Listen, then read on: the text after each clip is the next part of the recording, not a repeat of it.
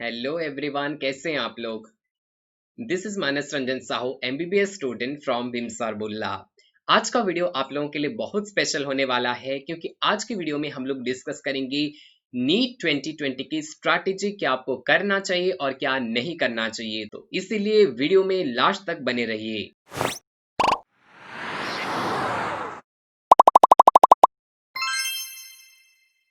So today we will discuss on the strategy to refocus on NEET 2020 preparation। यहाँ पर मैंने word use किया है रीफोकस। ऐसा क्यों?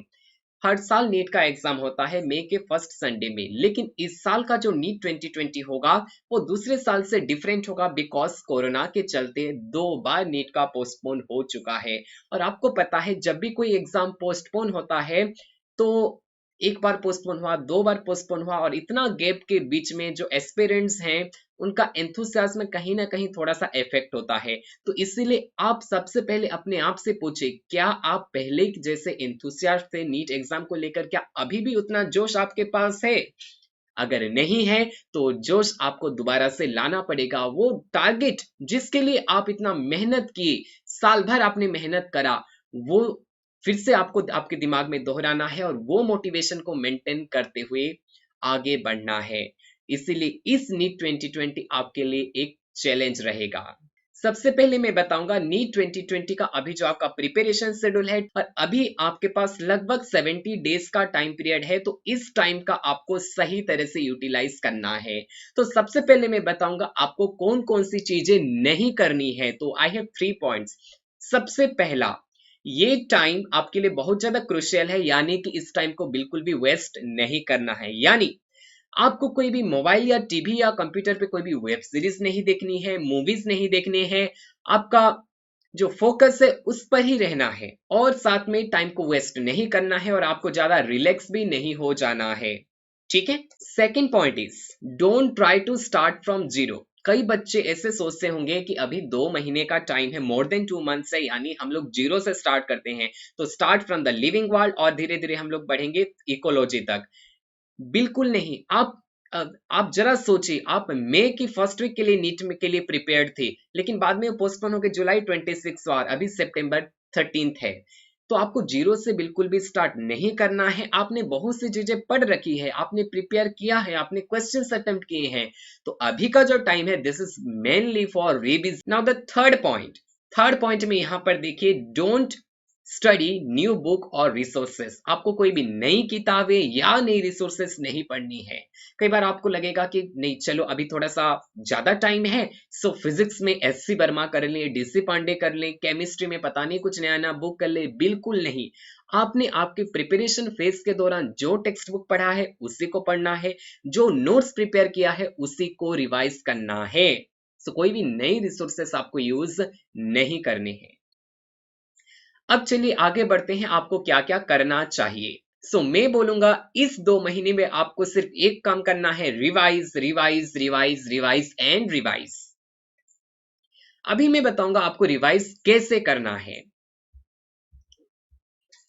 तो कुछ बेसिक सी बातें, तीनों सब्जेक्ट पे आपको फोकस देना है, क्योंकि आपको पता है बायोलॉजी 90 क्वेश्चंस, लेकिन वो सब बच्चे पढ़ते हैं। Chemistry and physics 45 each. तो यहां पर आपको ज्यादा फोकस देना है। अगर आपका बायोलॉजी सही है तो आप प्रिपरेशन नीट की इस ट्रैक पे हैं। अगर आपका केमिस्ट्री सही है तो आपका सिलेक्शन होने का चांसेस बढ़ जाता है, और आपका फिजिक्स भी सही है तो आपका रैंक भी अच्छा आएगा। तो तीनों सब्जेक्ट पे आपको फोकस देना है। नेक्स्ट वेरी इंपॉर्टेंट चीज इज, अभी आपको ज्यादा ध्यान देना है फुल लेंथ सिलेबस। कई बच्चे सोचेंगे कि हम चैप्टर वाइज पढ़ेंगे थ्योरी, फिर चैप्टर वाइज क्वेश्चन करेंगे। नहीं, आपको ज्यादा फोकस देना है फुल सिलेबस टेस्ट में। तो स्टार्टिंग से लेके लास्ट तक जो भी सिलेबस है उसका आप टेस्ट दीजिए। And very very very important thing is, ये जो आप टेस्ट अपेयर होंगे इसका उद्देश्य सिर्फ ये नहीं है कि आप for the sake of completion of test number test appear हो रहे हैं कि 7 दिन में 60 टेस्ट दे दिया, 60 दिन में 60 टेस्ट दे दिया। No, that will be useless. तो अभी जो पॉइंट बोलूंगा ये आपके लिए बहुत ही ज्यादा इंपॉर्टेंट होने वाला है कि एक टेस्ट जो अपन देंगे, चाहे वो आप टेस्ट किसी भी रिसोर्स से दें, वो टेस्ट आप एनटीए अभ्यास ऐप से दे सकते हैं, बहुत सारे क्वेश्चन पेपर वहां पर अपलोड हो चुका है। आप वो test previous year question paper से दे सकते हैं, या फिर कोई authentic institute like Allen Aakash या फिर कोई इंस्टीट्यूट या किताब से मॉक पेपर लेकर के आप अपियर हो सकते हैं। बट इंपॉर्टेंट, ये टेस्ट अपियर होने के बाद आपको क्या करना है। सबसे पहली बात तो आपको टेस्ट अपियर कैसे होना है ये सबको पता है। आपको 3 आवर्स पूरा डेडिकेटेड टाइम लेना है, टेबल चेयर पे बैठना है, क्वेश्चन पेपर लेना है, चाहे वो डिजिटल फॉर्म में हो या पेपर के फॉर्म में हो, और आपको क्वेश्चन वहां पर सॉल्व करने हैं जैसे आप नीट में करेंगे। और वहां पर पूरे टाइम पे स्टिक करिए और टाइम से पहले उसको कंप्लीट करने की कोशिश करिए। जैसे फर्स्ट यूजुअली हम लोग बायोलॉजी अटेम्प्ट करते हैं, 90 क्वेश्चन है फर्स्ट राउंड में, लगभग आप जो इजी क्वेश्चन है 70 to 80 क्वेश्चन अटेम्प्ट कर लीजिए।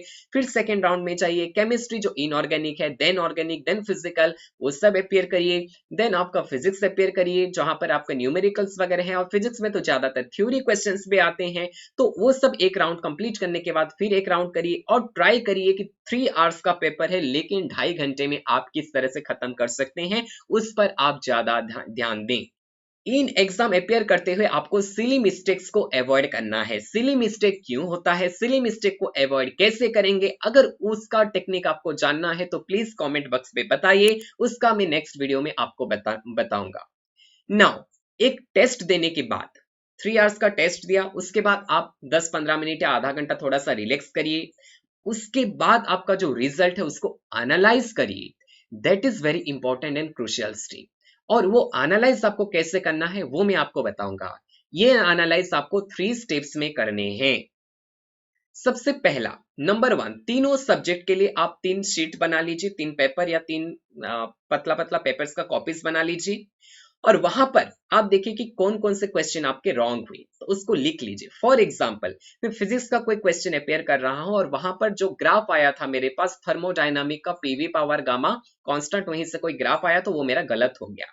तो पर्टिकुलर वो क्वेश्चन टेक डाउन नहीं करना है, आपको वहां पर लिखना है कि मेरा थर्मोडायनामिक ग्राफ रॉन्ग हुआ। ओके, इस तरह से हर एक सब्जेक्ट में करिए। ध्यान रखना, एमसीक्यू नहीं लिखना है, क्वेश्चन नहीं लिखना है, वो क्वेश्चन का टॉपिक लिखना है आपको। जैसे बायोलॉजी में गलत हुआ, कोई question from the replication of DNA में कौन सा एंजाइम यूज होता है, कौन कौन से एंजाइम का क्या फंक्शन होता है, तो वहां पर वो पर्टिकुलर क्वेश्चन मत लिखिए, आप just you right enzymes of DNA replication या फिर टॉपिक डीएनए रेप्लिकेशन, जो कि आपको जाकर के दोबारा रिवाइज करना है। ये हो गया first step for all 3 subjects.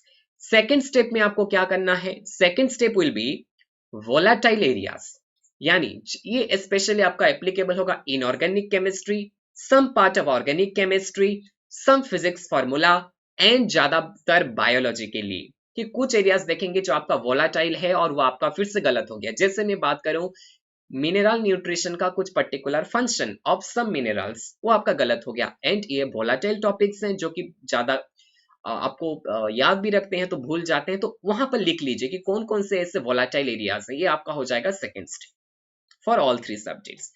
Next, third step में क्या करना है, आप जब कोई क्वेश्चन पेपर अपियर कर रहे हैं तो ऐसा हो सकता है कि 2-3 क्वेश्चन आपको ऐसा लगे कि यार ये नया क्वेश्चन है, और अगर आप एनटीए का पेपर दे रहे हैं तो जरूर आपको हर पेपर में अराउंड 4 to 5 क्वेश्चन एटलीस्ट आपको वहां पर नए नजर आएंगे, तो उन क्वेश्चन के जो टॉपिक है उसको नोट डाउन कर लीजिए।